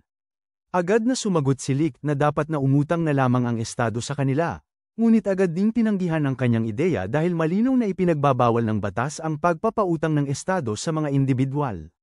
Pagkatapos ay nagsalita si Leonard, iminungkahi niyang maaari silang humingi ng tulong sa mga mamamayan, na bawat isa ay mag-aambag ng kaunting halaga hanggang sa makalakam ang buong pera. Kahit hindi lubos na nakakumbinsi ang ideya, medyo interesado naman si Haring Victor. Nais pa nga niyang iharap ito sa konseho, kaya't hiniling niya kay Leonard na magsulat ng detalyadong ulat para sa pag-uusapan. Nang purihin si Leonard, nakaramdam ng inggit si Bruno. Bata pa lamang siya'y hinahangaan na niya ang kanyang ama at matagal na niyang minimithi na maging hari tulad nito. Ngunit marami ang naniniwala na ang kanilang panganay na kapatid ang tunay na karapat-dapat sa trono. Para maipaliwanag, 6 na magkakapatid silang lalaki. 5 na ang kilala, at ang panganay ay tila sapat na ang kakayahan kaya hindi na kailangan ng pagtuturo. Nais na mahigitin ng kanyang kuya, si Bruno ay nag-aral ng husto. Ngunit ngayon, naiinggit siya kay Leonard, natatakot na baka henyo rin ang nakababatang kapatid tulad ng panganay. Nakitang balisa si Bruno, nilapitan siya ni Hein para kausapin, pero umiling lang si Bruno at sinabing wala siyang dapat ikabahala. Para hindi na mapilit, iniiba ni Hein ang usapan patungkol sa nalalapit na pagtatanghal ng thesis ni Bruno sa universidad. Dahil mahirap ang paksa, humingi si Bruno ng opinyon at payo kay Hein. Matapos suriin, nagkomento si Hein na ang thesis ni Bruno ay parang kopya lamang ng isang dating presentasyon, kulang sa orihinalidad. Ang pinakainis sa kanya ay ang maraming maling baybay na nakakalat dito, na kanyang maingat na minarkahan. Naniniwala si Hein na may mabigat na dinadala si Bruno, ngunit dahil hindi ito nagsasalita, pinili niyang huwag siyang pilitin. Sa huli, binigyan ni Hayne si Bruno ng hamon na magsulat ng isang disertasyon tungkol sa mga pagbabagong nais niyang maidulot sa bansa, at kung hindi siya makagawa ng maayos na isa sa loob ng 2 linggo, hindi na siya ituturing ni Hayne na kanyang estudyante. Ang hamon na yun ay naging isang malakas na motibasyon na nagpaangat ng loob ni Bruno. Mula noon, kinulong niya ang sarili sa kanyang silid, at nagtrabaho ng walang pagod sa kanyang disertasyon. Sa tuwing hindi siya nasisiyahan, itinatapon niya ang lumang draft at nagsisimula ulit. Nagsikap siya hanggang sa makatulog na siya sa kanyang mesa dahil sa pagod. Nang dumating ang araw, isinumite ni Leonard ang kanyang ulat sa kanilang ama, samantalang ibinigay naman ni Bruno ang kanya kay Hayne. Kitang-kita sa pagod na mukha ni Bruno kung gaano kahirap ang kanyang pinagdaanan, at ang resulta ay lumampas sa inaasahan ni Hayne. Nakita niya kay Bruno ang karangalan na maging kanyang estudyante, at gamit ang disertasyong ito, makakapag-presente si Bruno sa universidad ng may kumpiyansa. Pumunta si Bruno sa universidad at nagsimulang magpresenta. Ayaw niyang mapahiya si Hayne. Nang matapos, medyo nanlumo siya dahil walang agarang reaksyon, pero biglang pumalakpak ang mga tagapakinig, kaya lubos na bumalik ang kanyang kumpiyansa. May nag-imbita pa nga sa kanya na magpresenta sa kanilang paaralan pagkatapos. Nang mga sandaling yun, lumitaw ang pangatlong idolo ni Bruno, ang propesor mismo. Dahil napahanga sa presentasyon, imbinita niya si Bruno sa isang pagkain, kung saan iminungkahi niya kay Bruno suko sa trono at sumama sa kanya upang maging iskolar. Samantala, nagbantay si Hayne sa pagbabalik ni Bruno, at nang makita niya ang karwahe na naghatid sa kanya pabalik, may isang kondeng dumating din. Ipinakilala ng lalaking ito ang sarili bilang si Rosen, katulong ng unang prinsipe. Ikinwento ni Rosen kay Hayne ang pagkikita nila ni Bruno kinagabihan. Si Bruno, na nag-aalangan pa rin dahil sa alok ng propesor, ay narinig ang tahasang pahayag nito na halos wala na siyang pag-asa na mamahala sa trono dahil ang panganay na kapatid ang mas paborito. Bago umalis, binigyan ng propesor si Bruno ng 1 linggo para magdesisyon. Sa loob, nag-alinlangan si Bruno, dahil matagal na niyang minimithi maging hari tulad ng kanyang ama. Ngunit, nang marinig niya si Victor na purihin ng husto ang ulat ni Leonard, mas lalong nawala ng loob si Bruno, at tuluyan ang nawala ng tiwala sa sarili. 1 linggo siyang nanlumo, hindi makapagdesisyon. Isang araw, nakasalubong ni Hayne si Bruno habang naglalakad dito ng aso, o ng isang nilalang na hindi naman talaga aso. Nang marinig ni Hayne ang mga pag-aalala ni Bruno, mahinahon nitong sinabi na ang pagiging iskolar ay hindi isang bagay na pangalawa. Alam ni Hayne na wala siyang karapatang magdesisyon para sa kinabukasan ng 4 na prinsipe, pero umaasa pa rin siyang mabuti ang pag-iisip ni Bruno, dahil kung hindi, balang araw, kapag siya'y nagkasakit at tumanda na, baka magsisi siya sa mga desisyong ginawa niya. Pagkatapos ng maraming araw na pag-iisip, sa wakas ay nagkaroon ng linaw si Bruno at natagpuan ang kanyang sariling sagot. Pumunta siya sa propesor at sinabi nitong papasok siya sa paaralan, ngunit hindi agad. Nais munang maghintay ni Bruno hanggang sa siya ay lubos ng maging handa at mahinog bago ituloy ang pag-aaral. Sa huli, ang pinakamalaking pangarap niya ay maging hari pa rin tulad ng kanyang ama, at hindi niya yun susukuan, gaano man kaliit ang tsansa. Nang marinig ito, ngumiti ang propesor, na nagpapakita ng pag-unawa at paggalang sa determinasyon ni Bruno. Tinanggap niya ng buong puso ang sagot, at sinabi pa nga na maaaring dalawin siya ni Bruno anumang oras na naisin nito. Pagkatapos noon, umalis na ang propesor, iniwan ng isang tahimik na lugar, at sa mismong sandaling iyon, dumating si Hayne. Tiningnan niya si Bruno nang may matinding paghanga, sapagkat ang di natitinag na pagpapasya ay lalong nagpatibay ng kanyang tiwala. Sa kanya, ipinahayag ni Hayne ang kanyang hanggaring sumama kay Bruno, na magkasamang lalakad patungo sa layunin ng pagsakop sa trono. Subalit, ang balitang hindi pinabayaan ni Bruno ang trono ay agad na narating sa pandinig ni Rosen.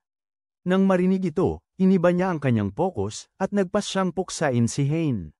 Mula noon, inutusan ni Rosen ang kanyang mga tauhan na palihim na mang-alap ng impormasyon tungkol sa kanya. Isang tahimik na gabi, si Kai ay nagpunta kay Hayne upang humingi ng payo. Maya-maya pa, sina Bruno at Leonard ay dumating din isa-isa, bawat isa ay may dala-dalang gustong itanong. Nakita ang 3 nakatatandang kapatid na magkakasama, ayaw magpahuli ni Licht at sumunod din. Agad siyang nagtanong ng isang napakawalang kwentang bagay. Kung pipili sa isang magandang babae na maliit ang dibdib o isang babaeng hindi gaanong kaakit-akit pero malaki ang dibdib, sino ang dapat piliin? Pagkarinig nito, sumimangot si Bruno at sinabing dapat nang matulog si Lick para sa ikabubuti ng mga babae sa mundo. Si Hein naman, hindi pinansin ang kalokohan at agad bumalik sa nais ipagawa ni Kai. Sabi, hindi nagtago si Kai ng kahit ano at matapat na inamin na hiniling sa kanya ni Victor na sanayin at pagbutihin ang kanyang kakayahang makipagtalastasan, pero hindi niya alam kung saan magsisimula. Sa katunayan, ang apat na prinsipe ay may kanya-kanyang kahinaan. Masyadong pabaya si Lick, kulang pa rin sa tiwala sa sarili si Bruno para maging hari. Wala namang problema sa ugali si Leonard pero mahina siya sa aritmetika, at ang tanging hadlang lang ni Kai ay ang pakikipag-usap. Sa loob ng pamilya, maayos naman ang lahat, pero iba na ang usapan pagdating sa mga katulong o mga gwardya. Halimbawa, sa tuwing dadaan siya at babatiin ng mga gwardya, ang malamig na tingin ni Kai ay nagpa. Para bang gusto niya silang saktan, at kapag nakikipag-usap sa mga katulong, ang kanyang mahigpit na ekspresyon ay tila pagsaway sa kanilang trabaho. Hindi binibigkas ni Kai ang mga bagay na ito, ngunit madaling maliitin ng iba ang kanyang mukha. Natatakot na layuan siya ng mga tao, madalas siyang manahimik, at habang tumatahimik siya, lalong natatakot ang mga ito. Kinaumagahan, dadalhin ni Hein si Kai para magsanay ng pakikipag-usap. Kinabukasan naman, dinala ng tatlong prinsipe si Adele kay Hein. Sumimangot ang maliit na bata, sinabing gusto niyang pumunta sa zoo dahil ang tuta sa bahay. Sinirang-sira na ang paborito niyang painting. Nang marinig ito, nailang ang tatlong kuya niya dahil medyo malayo ang zoo at ayaw nilang mahirapan. Pero nang makita nilang iiyak na ang kapatid nila, pumayag na rin sila at nagpasyang samahan si Adele para mapagan ang loob nito. Naisip din ni Hein na magandang ideya yon, lalo na't magandang pagkakataon din yon para sanayin ang kakayahan ni Kai sa pakikipag-usap. Ang unang sinabi ni Hein ay sanayin ang pagpapangiti kay Kai. Sinubukan niyang magpakita ng halimbawa, pero masyadong stiff siya, kaya kinailangan pang umawat si Leonard at siya na lang ang gumawa. Pagdating nila sa zoo, bili ni Hein kay Kai na kung may makita siyang hayop na nagustuhan, dapat ay ngumiti siya. Pero nang tuluyang ngumiti si Kai, mas mukhang nakakatakot pa siya kaysa dati, kaya medyo naalarma ang lahat. Nagpatuloy ang grupo sa paglilibot, una sa kulungan ng ostrich, tapos sa lugar ng mga oso. Akala ni Leonard ay cute ang mga oso na parang stuffed toys, pero kabaliktaran pala ang totoo. Nang makita niya ang mga ito, natakot si Adele, kaya kinailangan ni Kai na maanahang aliwin ang kapatid niya para mapakalma. Pagkatapos noon, nagtungo ang buong grupo sa lugar ng pagpapakain. Napaligiran si Leonard ng mga hayop, maliban kina Bruno at Hein nakakaunti lang ang pansin na natanggap. Samantala, si Kai naman ay tuluyan ang napapalibutan ng isang kawan ng mga tupa, mukhang kawawa at nakakatawa. Sinamantala ni Hein ang pagkakataon para sabihin kay Kai na humingi pa ng pagkain sa malapit na mga tauhan. Si Kai, na pawis, ay lumapit ngunit hindi naglakas loob na magsalita, pagkatapos ay bumalik ulit, hindi pa rin makapagsalita. Nang mga sandaling yon, napasigaw si Adele dahil kinagat siya ng isang kuneho, kaya agad na ang grupo ay ihatid na siya pauwi. Pagkatapos ng pangyayaring yon, nakipagbati na si Adele sa tuta sa bahay, napagtanto niyang owa na siya at hindi nararapat ang pag-alit niya rito. Balik kay Kai, nakita ni Hein na kailangan pa ni Kai ng dagdag na pagsasanay, kaya't pinayuhan niya itong makipag-usap muna sa mga malalapit sa palasyo, tulad ng mga katulong. Biglang sumingit si Lick, tinuruan si Kai ng ilang linyang karaniwan niyang ginagamit sa panliligaw sa mga babae.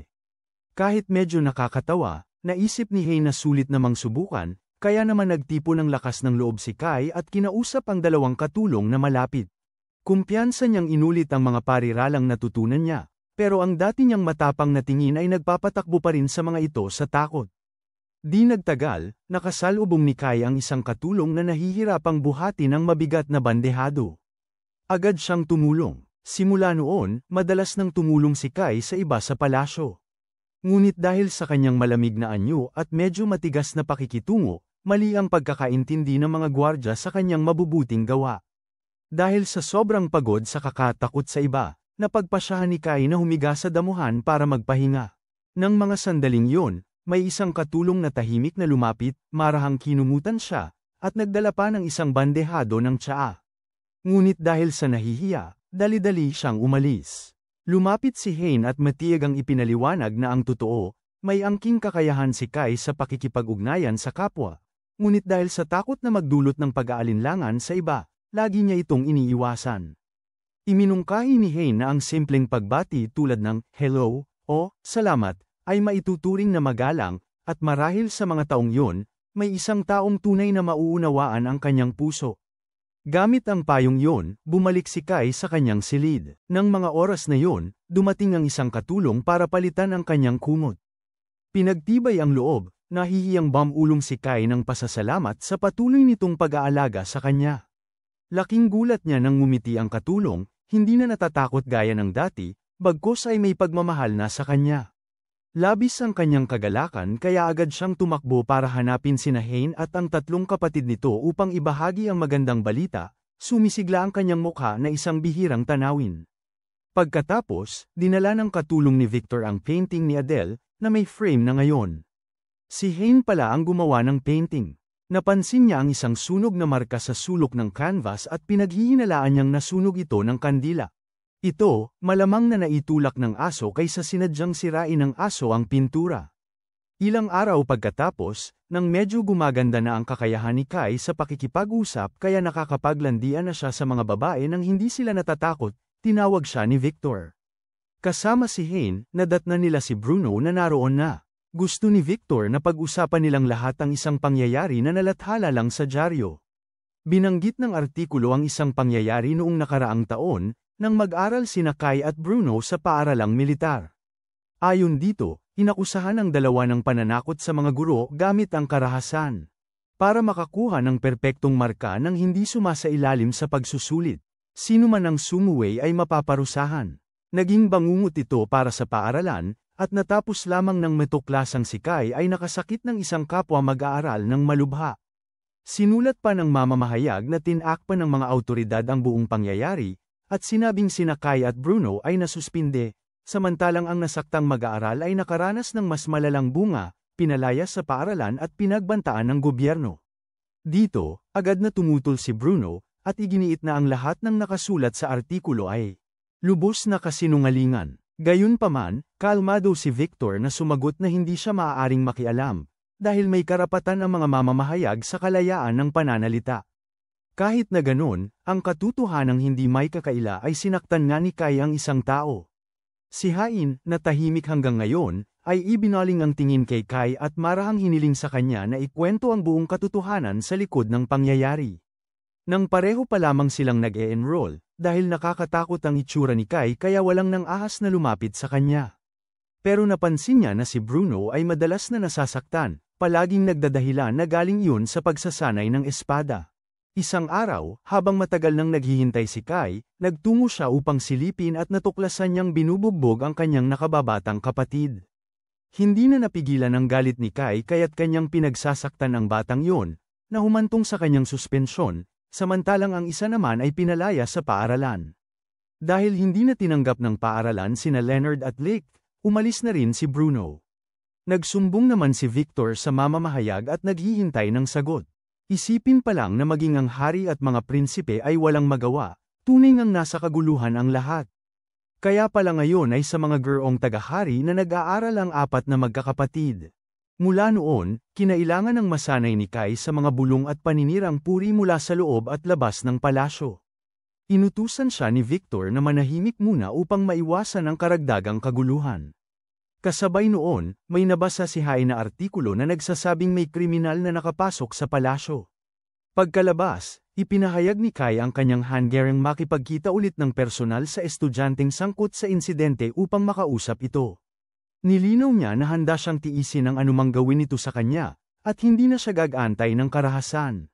Nang marinig ito, nagpas siyang sumama si Hein bilang tagapamagitan upang matiyak ang maayos na pagpupulong. Habang naghahanda, nag-alala ang mga malalapit na tagapaglingkod kay Kai, ngunit lubos pa rin siyang pinagkakatiwalaan. Bilang tugon, ngumiti si Kai at nagpasalamat. Maganda ang ngiti niya, ngunit ang kanyang malamig at matatalim na mga mata ay nagdulot ng pangingilabot sa sinumang tumingin. Agad na umawat si Bruno, pinatitiyak sa lahat na yun na ang pinakamagandang ngiti na kaya ni Kai, at humihiling ng kanilang pag-unawa. Sa lugar ng pagpupulong, sina Hain at ang isang sundalong nakatalaga sa kanila ang nauna upang tapusin ang mga proseso. Nag-alinlangan sandali ang estudyante nang marinig na gustong kausapin siya ni Kai tungkol sa artikulo, ngunit pumayag din sa wakas. Agad lumabas si Hain para tawagin si Kai, ngunit bigla na lang noon din, sinalakay at inagaw ng isang grupo ang sundalong sumama sa kanya. Pagbalik ni Kai at Hain, kalmadong sinabi ng binata na nauna na palang umalis ang sundalo. Walang hinala sina Kai at Hain kaya pumasok sila. Naupo silang tatlo at ipinaliwanag ng estudyante ang dahilan ng pag-atake niya kay Bruno noon. Sabi niya may kumakalat na balita sa paaralan na ang mga miyembro ng maharlikang pamilya ay maaari daw gawin ang kahit anong gusto nila, palagi silang pinapaboran.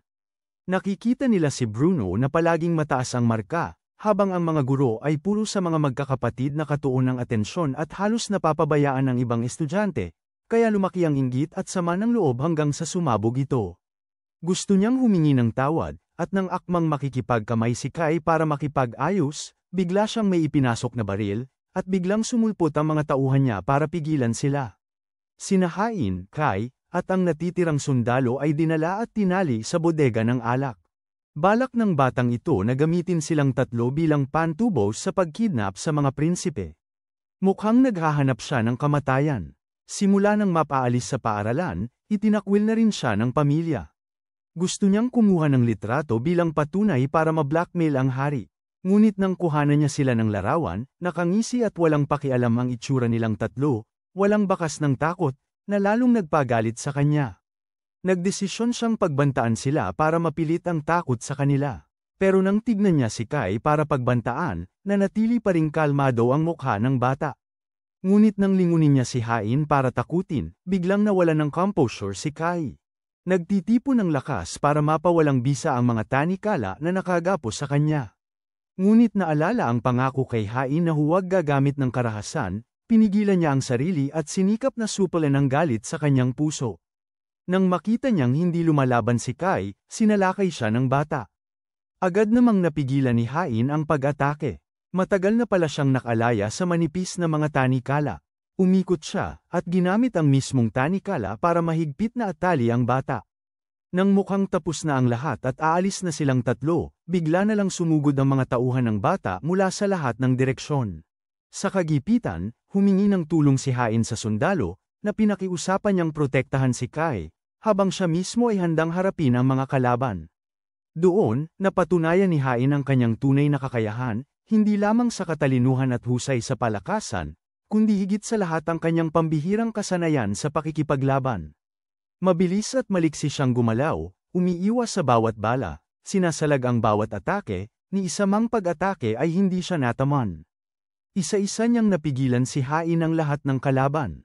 Nang mga sandaling yon, ang sundalong naunang maaga ay nakabalik na may kasama pang mga karagdagang puwersa, ngunit wala nang natira pang dapat nilang gawin, lahat ay maayos nang naasikaso ni Hain. Kalmado niyang ipinagkatiwala ang gawain, sinabing dalhin ang lahat ng mga nahuli sa pulisya para maasikaso. Nagsalita pa si Kai at inanyayahan ang binata na maging gwardya sa palasyo bilang panibagong simula ng kanyang buhay, dahil ayaw niyang maging masyadong mahigpit sa kapwa at gusto niyang bigyan sila ng pagkakataong magbago. Pinahalagahan ni Kai ang kaalaman at kakayahan nito, naniniwalang makakatulong ito sa bayan. Nakahinga ng maluwag ang binata nang marinig yon. Ilang araw pagkatapos, naitama na ang balita upang maipakita ang katotohanan. Nakasalubong ni Hain si Count Rosen na gustong malaman ang nakaraan nito. Nang tumanggi si Hain, agad siyang binuhat ni Rosen at sinabing dadalhin siya pabalik sa palasyo. Habang papunta roon, tumawa si Rosen at nagsabi na simula ng pagdating ni Hain, nagbago ang mga prinsipe. Ngunit alam ni Hain na si Rosen ang nasa likod ng maraming pangyayari noon, mula sa pag-udyok kay Lick na magtrabaho sa labas, hanggang sa paggamit sa propesor para mahikayat si Bruno na isuko ang trono. Ang pinakahuling pangyayari kay Kai lang ang hindi pa niya natitiyak. Agad itong itinanggi ni Rosen, kunwari wala siyang alam, pagkatapos ay inilihis ang usapan patungo sa kamakailang artikulo tungkol sa isang kriminal na nakapasok sa palasyo.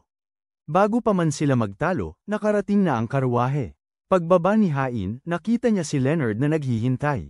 Nang magsasalita na sana siya, sumingit si Rosen, na ibinunyag na alam na niya ang tunay na pagkatao ni Hain at minsan na siyang naging guro sa isang simbahan.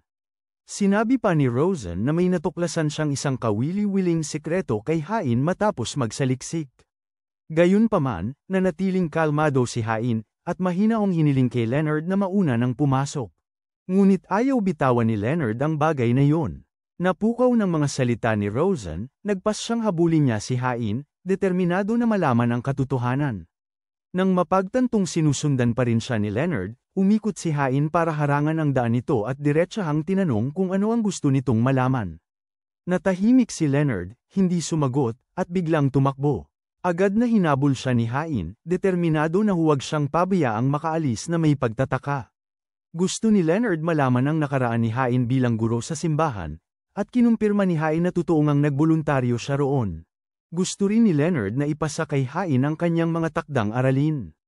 Nang makita ni Hain ang pag-unlad ni Leonard at ang pagtigil na nito sa pagkamuhi sa pag-aaral, natuwa siya sa pag-uunlad at pagmamature nito. Sunod naman si Bruno. Nagtuturo siya ng ilang bata kasama si Adele. Pagdating ni Hain, inamin ni Bruno na hindi niya alam ang gagawin sa sarili hanggang sa hingin siya ni Adele at ng mga bata na magturo. Kinagabihan, pinagkaguluhan ng mga anak ng hari si Bruno, sunod-sunod ang mga personal na tanong. Ano ang karaniwan niyang ginagawa? Kung may kasintahan ba siya? Ano ang paborito niyang pagkain? Nahaharap sa sunod-sunod na tanong, nanatiling tahimik at umiiwas si Bruno, ayaw magbigay ng anumang impormasyon. Mabilis na nawalan ng gana ang mga masisiglang bata, nanlumo ang mga mukha dahil sa pagkabagot. Nang marinig ito, pinaalalahanan siya ni Hain na kung ganoon na lamang ang layo niya kahit sa iilang bata, hindi kayang gabayan, paano kaya niya mamamahala sa isang buong bansa balang araw. Bahagyang tumango si Bruno, saka unti-unting nagbukas, nagkwento at masayang nakipag-usap sa mga bata, muling binuhay ang masiglang kapaligiran. Susunod naman si Kai. Dahil sa pag-aalinlangan, inamin niya ang tunay niyang hangarin na bumalik sa military school. Ngunit hindi niya kailanman ito nasabi sa kanyang ama, alam niyang tiyak na tatutol si Victor. Gayunpaman, ninanais ni Kai na bumalik, na magsimula muli at matuto kung paano makipag-usap sa iba. Nakinig si Hain at nagpayo na ito nga ang pagsubok na kailangan niyang lampasan. Kung tunay niyang ninanais maging hari, kailangan muna niyang magkaroon ng tapang na harapin si Victor at kumbinsihin ito ng personal, sa halip na umasa kay Hain. Dumating si Lick. Si Hain ang unang gumawa ng hakbang na dalawin ang kafe kung saan ito nagtatrabaho. Matapos ang ilang sandaling pagmamasid, napagtanto niya na sa trabahong ito, si Lick ay nagmature, nakakuha ng mas malalim na pag-unawa sa lipunan at sa pang-araw-araw na buhay ng mga karaniwang tao.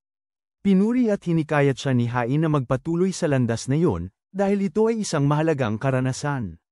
Bahagyang ngumiti si Lick, ngunit sa loob ay may kakaiba siyang naramdaman, na para bang pamamaalam ang dating ng mga salita ni Hain.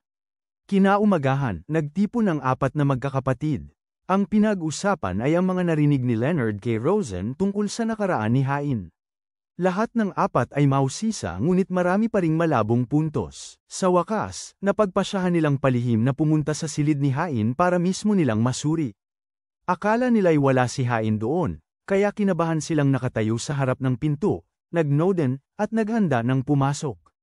Nangyari lang na may daladalang tambak na libro si Hain bilang gagamitin sa pagtuturo, kaya diretso silang nakapasok ang apat imbes na palihim, at namangha sila sa kalat ng silid nito.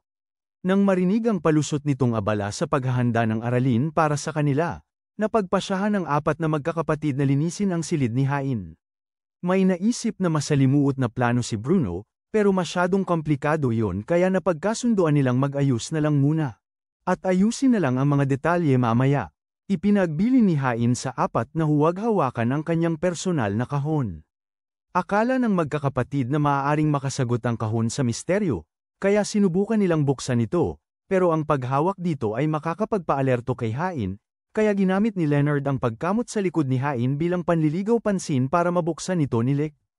Nang hawakan na nila ito, napansin ni Hain. Nagpanggap na nauuhaw si Lick at hiniling kay Hain na kumuha ng tubig, pero nag-alok si Hain na magtimpla na lang ng tsaa roon mismo. Humingi naman si Leonard ng pandesal, pero sinabi ni Hain na pabayaan na lamang siyang magtrabaho. Lihim na binuksan ni Leonard ang kahon bago pa mapigilan ni Hain. Sa loob ay mga gamit na ibinigay ng 4 na prinsipe kay Hain at mga liham mula sa mga dating estudyante niya. Lahat ay nagmamahal kay Hain at gustong maging tulad niya. Pinahalagahan ni Hain ang lahat ng kanyang mga estudyante, at ang 4 na prinsipe ay hindi naiiba. May kanya-kanyang ugali ang bawat isa kaya't napakahalaga kay Hain. Ipinagmamalaki niyang natuturuan niya silang lahat, at bilang parusa sa pag-usisa ay sinabi niyang maghahanda siya ng maraming karagdagang takdang aralin. Patuloy na nagtulungan ang 4 na prinsipe sa paglilinis ng napakagulo ng silid. Samantala, pinakiusapan ni Hain si Kai na ibalik ang ilang libro sa silid-aklatan. Kusang loob na nagboluntaryo si Leonard, kinuha ang tambak at masayang tumakbo. Nang mga sandaling yun, pumasok ang isang katulong na may dalang mainit na tray ng tsaa at hindi sinasadyang nabangga si Leonard.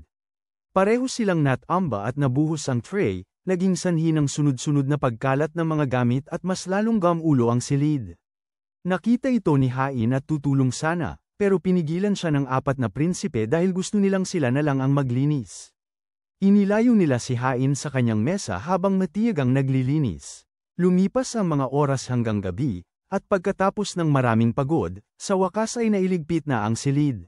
Ngumiti si Hain at sinabing nagpahanda siya ng maraming takdang aralin bilang maliit na regalo para sa 4, biro lang. May dala rin siyang tsaa at pastry bilang kaunting gantimpala. Habang nagpapahinga, nakakita sila ng lumang dyaryo na itinabi ni Hain. Ang balita ay tungkol sa isang kriminal na minsan ay nakapasok sa palasyo. Agad na nagtawanan ng 4, na sinasabing kahangalan daw kung makakapasok ang isang kriminal sa palasyo, saan naman kaya siya magtatago? Bahagya lang umiling si Hain at dahan-daang pinaalalahanan silang huwag maniwala sa anumang walang matibay na patunay. Tapos, habang pabirot seryoso, tiningnan niya sila at sinabi, paano kung ako pala ang kriminal na nasa artikulong yan? Pinagtawanan nito ng 4 at inakala nilang nagbibiro lang si Hain, imposible raw na maging kriminal siya. Kinabukasan, ginamit ni Hain ang balita sa dyaryo bilang takdang aralin para sa 4 na prinsipe. Mahigpit niyang binigyan ng babala na hindi dapat basta-basta balewalain ang ganitong balita, dahil kung sakaling maging hari na sila balang araw at hindi papansinin ang mga tsismis na gaya nito, maaaring hindi sinasadya nilang mapahamak ang buong bansa. Ang ipinagawa niya ay, ang bawat isa sa 4 ay dapat pumunta sa syudad o gumamit ng sarili nilang paraan para imbestigahan ang insidenteng naiulat sa pahayagan. Si Kai ang unang nagsalita. Gusto niyang makausap ng personal ang sumulat ng artikulo. Pero pagkatapos nitong masusing pag-aralan, hindi pala nakalagay ang pangalan ng may akda. Gayunpaman, nalaman ni Kai kung sino ang nag-revise ng draft, kaya naman napagpasyahan niyang kausapin ang taong yun para magtanong. Pagsapit ng gabi, may isang mahalagang impormasyon siyang dala. Nagbitiw na pala ang orihinal na may akda kaagad matapos ang artikulo, at sa ngayon ay walang nakakaalam kung nasaan siya. Mapanuyang kumilos pa rin si Licht, naniniwalang hindi naman dapat alalahanin ang bagay na yun. Kabaligtaran naman nito si Bruno na labis na nagduda, kaya naman determinado siyang hanapin nila ang may akda. Kinabukasan, pinagkaisahan ng 4 na magkakapatid na hanapin ito saan man, nagtatanong sa maraming lugar, ngunit wala pa ring resulta. Di inaasahan, si Licht ang nakakita ng isang bakas. Masayang ibinalita niya na nagpalit pala ng pangalan ang may akda at paminsan-minsan ay sumisilip sa malaking bulwagan ng syudad. Walang pag-aalinlangan, nagtungo silang 4 doon at naghintay hanggang sa ito'y makaalis. Mabilis siyang nahuli at nadakip, sa ilalim ng matinding pananakot na kung hindi siya magsasabi ng totoo ay may mangyayaring masama sa kanya. Napilitang umamin ang lalaki, ikinumpisal niyang nakatanggap lamang siya ng paanyaya mula sa isang misteryosong tao. Dahil sa dilim, hindi niya masyadong nakita ang mukha nito, ang naalala niya lang ay hiniling ng estranghero na magsulat siya ng artikulo na nagsasabing bago ang pag-upo ni Haring Victor, may isang kriminal na nagpakita noon sa pistang aani, at ngayon ay nakapasok na naman ang kriminal na iyon sa palasyo. Ngunit nang magsiyasat siya, wala siyang anumang impormasyon na nakuha kaya't nagduda siya. Peke lang pala ang balita. Pumasok ang 4 na magkakapatid sa silid-aklatan ng palasyo at nakatagpo ng mga tala ng mga kriminal sa pista ng anihan, at natuklasan ni Bruno ang pangalan ni Hain, na naaresto dahil sa mga kasong pang-aagaw at tangkang pagpatay sa isang prinsipe. Nangyari ang insidente bago pa maging hari si Victor, at ang prinsipe pala ay si Victor mismo noong bata pa siya. Muli silang nagpulong ang apat na magkakapatid. Sa puntong ito, halos nakatitiyak na sila na ang kriminal na nabanggit sa artikulo ay si Hain nga. Naalala nila na simulat sa Paul, siya ang laging nag-aatas ng mga gawain sa kanila, laging nagpapaalala na mag-imbestiga ngunit huwag magpapadala sa panganib. Pag-iisipang mabuti, yun pala ay isang pahiwatig, ang kanilang hinahanap ay siya pala. Hindi naman gagawin ni Hain na isailalim sa panganib ang kanyang mga minamahal na estudyante, ngunit hindi pa rin nila maunawaan kung bakit ginawa ng kanilang guro iyon. Agad na nagmadali ang apat upang hanapin si Hain at humingi ng sagot, ngunit pagdating nila sa kanyang silid, wala na siya roon. Naguguluhan pa rin, natuklasan nilang si Victor ay bumalik na sa palasyo. Nagkasundo ang apat na lalapit sa kanilang ama upang humingi ng katotohanan. Ngunit nang mapaharap, nanatiling tahimik si Victor, ayaw niyang sirain ang pangako noong una pa. Habang lumalala ang tensyon, biglang dumating ang katulong ni Victor dala ang isang liham na iniwan ni Hain mismo. Doon lamang tuluyang nagsalita si Victor at sinimulang ikwento sa apat niyang anak ang katotohanang matagal nang itinago. Kwento niya, noong kabataan niya ay madalas siyang sumusulyap sa lungsod para masaksihan ang pang-araw-araw na mga buhay ng karaniwang tao. Sa isang ganitong lakad, ninakawan siya ng kanyang bulsa relo ng isang magnanakaw. Habang sinusundan ang bakas, nakasalubong ni Victor ang isang maliit at payat na binata, at ito ang naging kapalaran nilang pagkikita. Pinauwi ni Hain ang dalawang bata para ibalik kay Victor ang ninakaw na gamit. Gusto ni Hain na umuwi na si Victor, ngunit sinundan pa rin niya si Hain papunta sa pinagdalhan ng mga ulila. Si Hain ang namamahala sa grupo at ipinagbabawal niya ang mga ito sa paggawa ng krimen. Nang makita ni Hain na gutom si Victor, binigyan niya ito ng mansanas, pero isang kagat lang ang kinain ni Victor bago niya ito ipinasa. Ito sa isang malapit na batang babae. Sa mga sumunod na araw, palihim na umalis si Victor mula sa palasyo upang tulungan si Hain. Tinuruan niya si Hain ng mga paraan upang kumita ng pera para alagaan ang mga bata. Nakita ang katotohanan ito, nangako si Victor sa kanyang sarili na babaguhin niya ang bansa kapag umakyat siya sa trono. Unti-unting naging tanging kaibigan ni Victor si Hain, at ang tanging tao na maaari niyang buksan ang kanyang puso. Noong panahong yun, papalapit na ang pista ng ani, at nais makatulong, ibinigay ni Victor kay Hain ang kanyang mahalagang gintong relo bilang kapalit ng isang murang bote ng alak, bilang paraan upang magbigay.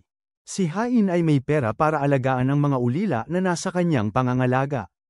Makalipas ang ilang araw, bigla na lamang nawala si Victor sa palasyo. Nagpanik ang buong hukuman, agad na inakala nilang dinukot ang magiging hari, at kaagad na nagpadala ng mga sundalo sa lahat ng dako upang maghanap. Samantala, nakita ng hindi sinasadya sina Victor at Hain. Akala ng mga sundalo, nang makita nila ang dalawa, ay si Hain ang kidnapper, kaya hinabol nila. Habang naghahabulan, nahulog ang gintong bulsa relo ni Victor. Lalong tumibay ang paniniwala ng mga sundalo na si Hain ang may sala at kumuha kay Victor. Ang prinsipe, sabay-sabay nilang ibinunot ang kanilang mga baril, at nagpaputok ng babala para mapigilan siya. Ngunit sa mismong sandaling iyon ng panganib, sumugod si Victor, ginamit ang sarili niyang katawan para protektahan si Hain. Dahil sa sitwasyon kung saan tila may parusang ipapataw sa lahat, ang mga sundalo, na ayaw managot, ay nagimbento ng kwento na ginagamit ni Hain si Victor na panangga para makatakas. Ikinagalit iyon ni Hain, at lumaban siya ng buong tapang. Tumigil lamang si Hain nang sumigaw si Victor, at pagkatapos noon ay agad siyang nahawakan. At kinaladkad papunta sa bilangguan. Habang nakakulong, si Hain ay hindi nagdamdam o nagtangkang ipagtanggol ang sarili. Tahimik lamang siyang nananalangin para sa kaligtasan ni Victor at payapang pagbabalik sa palasyo. Pagkatapos gumaling ni Victor, siya mismo ang pumunta sa kulungan upang palayain si Hain. Nang malinaw na ang katotohanan, ipinaliwanag lahat ni Victor sa kanyang ama, at si Hain ay lubos na pinatawad. Isang taon ang lumipas, matapos ang opisyal na pag-upo ni Victor sa trono, bilang pasasalamat, nagpatayo siya ng simbahan kung saan makakapagturo si Hain, mula sa isang batang ulila na dati ay hindi marunong bumasa at sumulat. Si Hain ay naging isang respetadong guro, hinahangaan ng lahat tulad ng kanyang kinatatayuan ngayon. Gayunpaman, may isang lihim na kasunduan sa pagitan nina Victor at Hain. Nagkasundo silang huwag nang ihayag ang katotohanan noong taong yon, sapagkat alam nilang magdudulot lamang ito ng di kinakailangang mga pagtatalo, at kung sakaling dumating ang araw na kailangang ilantad ang katotohanan, iiwan ni Hain ang palasyo. Dumating na nga ang sandaling yun. Tahimik na iniwan ni Hain ang palasyo at nagbitiw sa kanyang tungkulin bilang guro ng mga prinsipe. Ayaw niyang malaman ng mga tao na ang mga magiging prinsipe ng kaharian ay tinuruan ng isang dating may katayuang kriminal. Kaya niya piniling umalis, upang mapanatili ang dangal ng maharlikang pamilya at ang kanya ring dangal. Bukas ang huling aral, kaya pinagbilinan ni Victor ang kanyang mga anak na maghanda ng mabuti. Nang gabing yon, hindi nakatulog ang apat na prinsipe dahil sa pag-aalala. Kinaumagahan, sabay-sabay silang nagtungo sa silid-aralan kung saan naghihintay na si Hain. Pagkakita nila kay Hain, isinalaysay ng apat na prinsipe kung paano ipinaliwanag ni Victor ang matagal ng hindi pagkakaunawaan. Ngunit ayaw ni Hain na puro emosyon lang ang pagtingin nila sa bagay na yon. Mahigpit niya silang pinaalalahanan na subukang ilagay ang kanilang sarili sa kalagayan ng isang hari at pag-isipan kung tunay ngang may isang kriminal na nakapasok sa palasyo. Ano kaya ang gagawin nila? Nang marinig ito, si Licht ang unang sumagot. Hindi siya nag-alinlangan, at diretsahang sinabi na tiyak niyang mapapalabas ang kriminal. Bahagyang tumango si Hain, saka nagpaliwanag pa na ang layunin niya sa pagtanggap ng tungkulin bilang guro ay ang sanayin ng apat na maging karapat-dapat na mga hari. Ang isang tunay na hari ay hindi dapat hayaang mamayani ang emosyon sa katwiran sa pagdedesisyon. Pagkatapos ay tiningnan niya isa-isa ang bawat isa sa kanila. Kay Leonard, inamin niya na bagamat minsan ay nagiging makulit, ang lakas nito ay ang kakayahang nakilalanin ng kanyang mga kahinaan. Bukod dito, si Leonard ay may pambihirang imahinasyon at kakayahan, mga katangiang makatutulong sa kanya upang maging isang mabuting hari sa hinaharap. Tungkol naman kay Licht, sinabi ni Hain na siya ay mapagpakumbaba, pantay ang pakikitungo sa lahat, at palaging marunong makinig. Kung si Licht ang umupo sa trono balang araw, ang bansa ay magiging isang lugar na walang sinumang makakaranas ng diskriminasyon o pagtatangi. Susunod si Bruno, isang taong may malawak na kaalaman na hindi kailanman napabayan ang kanyang pag-aaral at may kakayahang may parating ang kaalaman sa iba. Taglay ang matalas na pag-iisip at kakayahan sa pagdedesisyon. Nang siya'y maging hari, magtatag siya ng isang bansang makatarungan. Sa wakas ay dumating si Kai, isang taong may pusong maawain at lakas na makapagtagumpay sa mga pagsubok. Kung siya'y magiging hari, gagamitin niya ang lakas na yun upang magdala ng kapayapaan sa lahat ng tao. At dito natapos ang huling aralin. Nang hapon na yon, opisyal nang umalis si Hain sa palasyo. Pagdating ng gabi, pumasok si Victor sa silid upang makita ang apat niyang anak. Agad niyang napansin ang bigat ng kanilang damdamin, wala ni isa sa kanila ang masaya sa pag-alis ng kanilang guro. Mahinang bumantong hininga si Victor, at pagkatapos ay sinabi sa kanila na isang bagong guro, na inirekomenda ni Condeng Rosen, ang malapit nang dumating ang papalit kay Hain. Umaasa lamang siya na magkakasundo ang apat na prinsipe sa bagong dating at may pagpapatuloy ang kanilang pag-aaral. Ngunit agad na tumutol ang apat. Sa kanilang paningin, bukod kay Hain, walang sino man ang karapat-dapat sa posisyong yun. Kaya naman, nang malaman nilang hindi pa nakakapagdesisyon ang konseho hinggil sa paghirang, nagpulong sila at matibay na nagpa siyang iharap mismo ang kanilang pananaw sa konseho. Layunin nilang ipagtanggol si Hain, at patunayan na siya nga ang perpektong pagpipilian para sa posisyon ng guro ng mga prinsipe. Malinaw sa kanila na ang isang guro ng hari ay hindi lamang tagapagturo ng salita at kaalaman, kundi isa ring gabay sa mga prinsipe tungo sa pagiging ganap at karapat-dapat sa trono.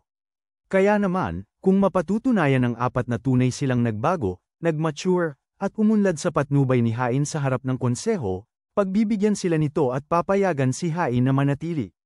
Sama-sama silang naghanda ng isang presentasyon na nakakumbinsi upang makuha ang atensyon ng konseho. Natuwa rin si Victor sa pagsisikap ng kanyang mga anak. Samantala, si Hain ay bumalik na sa simbahan. Pumunta si Victor upang siya'y dalawin, binati siya, at ipinaalam na magkakaroon ng pulong ngayong hapon para pumili ng bagong guro, at na may binabalak ang apat na prinsipe. Gusto ni Hain na pigilan sila ni Victor, na huwag hayaang gumawa sila ng anumang kamangmangan. Ngunit tumanggi si Victor, na sinasabi na kung nais ni Hain, maaari siyang dumalo sa pulong at makita mismo. Nang mga sandaling yon, tumayo si Rosen upang magmungkahi ng ibang kandidato para sa posisyon ng guro. Mabilis na nakakuha ng suporta ang taong yun mula sa maraming miyembro ng konseho, at pinag-isipan pa nga nilang agad siyang italaga. Ngunit di inaasahan, nagpakita ang apat na prinsipe. Sa batas, wala silang karapatang direktang maghalal ng guro, maaari lamang silang magmungkahi. Ang huling desisyon ay nasa konseho pa rin. Gayunpaman, mariin nilang ipinahayag ang kanilang kagustuhan. Nais nilang bumalik si Hain. Agad na sumalungat si Rosen, inilantad ang madilim na nakaraan ni Hain, na sinasabing minsan na siyang naging may sala sa batas, at idiniin pa na wala itong opisyal na kwalifikasyon. Lalong nagdulot ito ng hindi pagsang-ayon ng maraming kasapi ng konseho. Subalit, hindi nagpatinag ang apat na prinsipe, isa-isa silang tumutol, pinaninindigan na lahat ay nagkakamali sa nakaraan. Ngunit ang mahalaga ay kung paano sila babangon at magbabago. Diniin nila na ngayon, hindi na sila nag-iisip na parang mga musmos, kundi bilang mga tagapagmana ng trono. Kaya naman ayaw nilang ang isang maling desisyon ngayon ay magdulot ng malulubhang kahihinatnan sa kaharian sa hinaharap. Panghuli, silang apat ay binanggit ang huling aral ni Hain, na ang isang hari ay hindi dapat hayaang maghari ang emosyon kaysa sa katwiran, at dapat lagi niyang hangarin ang pagpapatayo ng isang matatag na bansa. Ipinahayag nila na dahil lamang kay Hain nila lubos na naunawaan at natanto ito, at na si Hain lamang ang karapat-dapat na mag-akay sa kanila sa tamang landas tungo sa pagiging karapat-dapat na mga hari. Ang kanilang pananalita ay pinuri at pinapalakpakan ng prinsipe. Mula sa itaas, narinig ni Hain ang bawat salitang binitiwan ng apat na prinsipe, at hindi niya mapigil ang maantig. Lahat ng kanyang itinanim sa mga nakaraang taon ay tuluyan ng namunga.